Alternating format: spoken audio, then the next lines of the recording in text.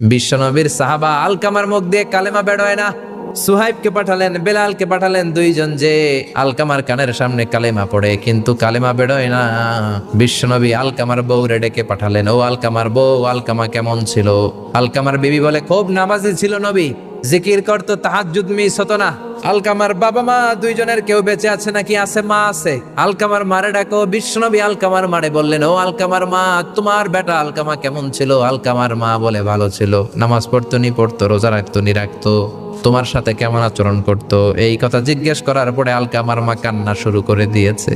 ডেকে বলে, ও নবী, আমার কথা শুনতো না, বউ পাগলা ছিল, নামাজ রোজা ঠিকই ছিল, কিন্তু আমার কথার গুরুত্ব দিত না, অনেক কষ্ট দিছে আমারে, আজ আমার মনে ব্যথা। বিশ্বনবী বলল, তোমার নিজের ছেলে কি আর করবা, মাফ করে দাও। আলকামার মা বলে, না, মাফ করবো না, ভেজাল আছে না নাই? বিশ্বনবী বললেন, লাকড়ি আনো, আগুন জ্বালাও, আলকামারে আমরা আগুনে ফেলবো। লাকড়ি আনা হলো, দাও দাও দাও দাও করে আগুন